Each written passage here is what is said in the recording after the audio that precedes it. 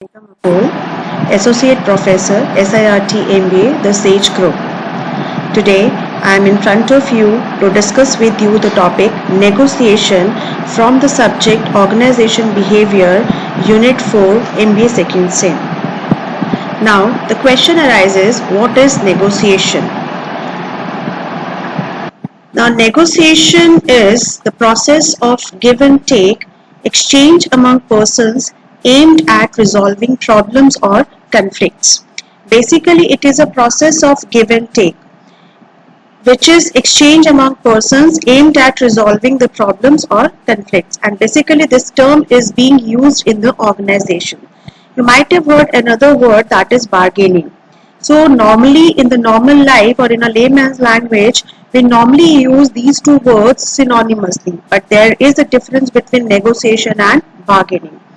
Bargaining is basically an exchange of favors or trading activity. While we are going to the vegetable market or you are going for the purchase of your clothes and whatever, at that very particular moment when you are doing the negotiation of the prices of the product, so that is actually known as bargaining. But when you go for an interview and when you bargain for your salary, when you negotiate for your salary or a profile, that is known as negotiation, which is the process of give and take. Something you have to give and the other one has to take it. So that is the process of negotiation. And negotiation plays a very important role in any kind of organization, whether it is a large scale organization or a small scale organization, because this process helps you to resolve various kind of problems or conflicts occur in any kind of organization.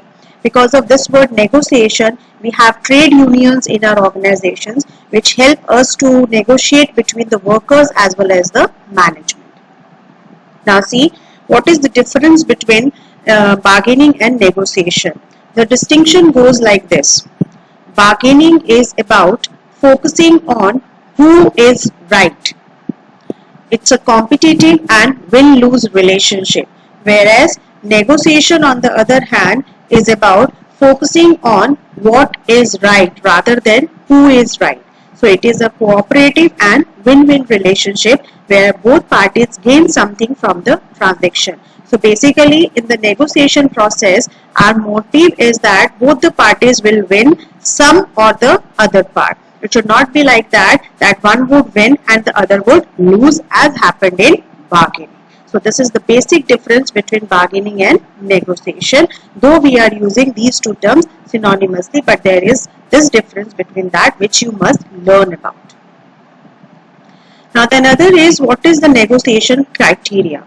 The first criteria is that the issue must be negotiable.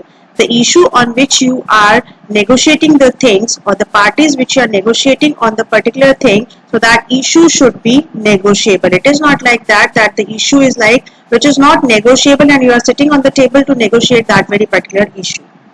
And second is, negotiators must be interested in both giving and taking. It is the must or the very important condition that before sitting on the negotiation table, both the parties should be interested in that. It is not like that the one party is sitting just for the sake of the other party, but he is not interested in negotiating or giving or taking mode. So both the parties should be in giving and taking mode. The third and the important criteria is that the parties must trust each other and the negotiation process. Until and unless both the parties trust each other and the negotiation process, the result cannot be good for both of them. If they are not trusting each other, so they believe that the result or the solution for that very particular negotiation is not fit for them. So it is the must criteria that parties must trust each other. Now, these are the negotiation characteristics, or you can say these are the features of negotiation, that there must be two or more parties. Obviously, negotiation can be done if there are two parties present. Then, before negotiation, there should be a conflict of interest between the parties. Only then the negotiation process can start. If there is no conflict of interest among the parties, so no negotiation can be done. Then it should be a voluntary process. Both the parties should be interested, as we have done in the criteria, that both the parties should be interested in giving and taking criteria. Then another point give the same thing, that is there should be a notion of give and take among both the parties. Then mutual fulfillment of needs.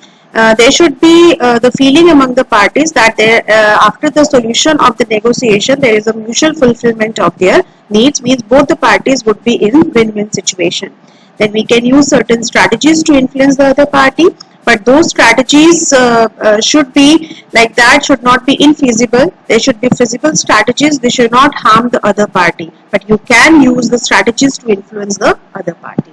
It can be any kind of a thing in their benefit, anything. So you can use any of the strategy. We'll just do the strategies in the further slides of ours. Now there is certain step in negotiation, so we have to follow few steps or the process of negotiation. The first step is we have to prepare for the negotiation. So we have to prepare both the parties for the negotiation, and both the parties has to come up with their points. They have to be well prepared with the data, with the facts and with the figures, and then they have to come on the table. Then there should be a relationship between two the parties, relationship of trust, which we have already done. Then exchanging information or first offer, they have to exchange information with each other, and the information which they used to share with each other should be transparent and factful. That should not be any kind of fraudulent information which they are sharing with each other. It should be very fruitful information, or it should be real information. Then persuasion, yes, they can use the influence power of theirs. They can persuade the other party, they can motivate the other party to just stick to your point, or to just negotiate on your terms and conditions. Then concessions, obviously if you want to come up with the win-win situation, so you need to give certain concessions to the other party, or maybe the other party should connect with those concessions. Only then the negotiation can be possible. Then after, at the last, if both the parties agreed on that very particular concessions or terms or conditions, then the agreement would be there among both the parties, and the negotiation process will be successful. Now another are the strategies for negotiation, which we are talking about in the previous slides. So the strategies for negotiations are these four strategies. First is the flinch, the deadline, the nibble, which is known as bite, and the fourth one is the concession. The first and the very simple strategy is the flinch. Flinch means drawback at initial proposal, which is very simple, that you just draw back at initial proposal, but this is not the solution. Then the deadline could be given to produce results. If the other party is not able to produce the result, then the deal is yours. Then the nibble and bite, when you just get something extra that is sought, it can be small or big, anything that can be a strategy which you can offer to the other party. Then the concession, which you can get or you can offer to the other party, that is valuable to the other person, little or no value to you, that can be offered to the other party. So these are the four strategies which you can use for doing the negotiation successful. Now there are various models of succession negotiation, so we'll do that one by one. These are three models of negotiation. One is competitive model, as the name suggests, where the one party win and the other party lose. Cooperative, where both the parties will get something, win-win situation. Problem solving, which is basically to solve one of the issue or the problem of any of the organization. So these are the three important models of negotiation. We'll do it one by one. The first one is competitive. So see the various characteristics or the components of competitive model. The first one is adversarial, contemplates win or lose, as the name suggests, competitive. So it is one party will win and the other party will lose. Then in this competitive model, there would be high initial demand, few or small concessions because everybody would like to win. Then threats can be there, arguments can be there because one party obviously wants to win from against the other party. The results could be highly economical, because one party is winning and the other party is losing, and whatever the other party is losing, the winning party is getting that very particular thing. So obviously high economic results. So this is the competitive model. Now there are certain advantages and disadvantages of this competitive model. So one of the advantage, as we have discussed in the previous slide, that is high economic results, whereas disadvantages can be lack of sufficient information, because if the situation is competitive where only one party has to win, so there could be chances that the other party will not disclose the whole information or the right information in front of the other party. So there could be the situation of sufficient information is lacking. Then may ignore relationship issues. Obviously, if there is a competition between the two parties, so there is no such kind of a relationship between the two parties. That can be ignored totally.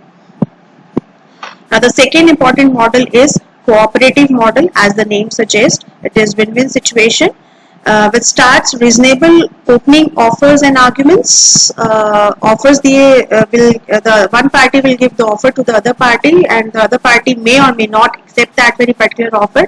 But that offer is that the other party would also win something based on perceptions of fairness and justice. Basically, as compared to competitive model, this is quite fair and justice model. Unilateral concessions will be given to encourage reciprocation, so that the other party will definitely accept your proposal and come to the negotiation.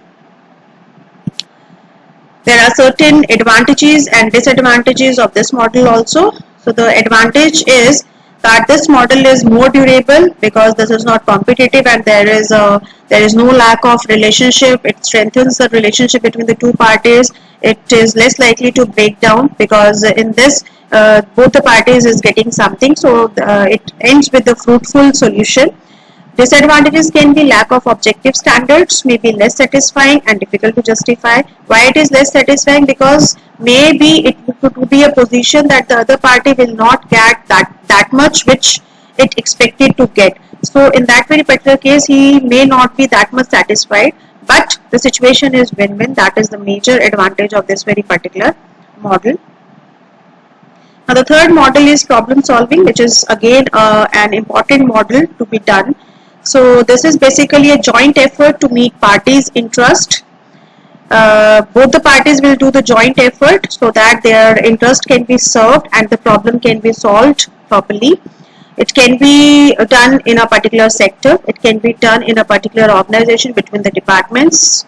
Anyway, then what are the advantages? The advantages are many, including improved relationships, communication could be good, legitimacy will be good, and the risk could be less and analysis can be done properly.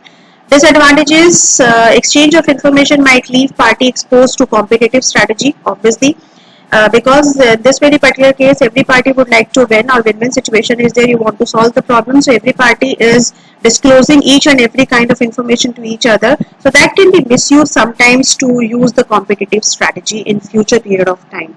So these are the various three models which are being used in the organization for the purpose of achieving their targets. All the three models can be used, and this topic negotiation is itself a very important topic from not only from the exam point of view but also from your career point of view, because you can use this terminology or the strategies or the models in your real career in the organizations while you are doing jobs for the organization or you are running your own organization. So this topic is very, very important and very significant from your point of view. So thank you all. Thank you so much.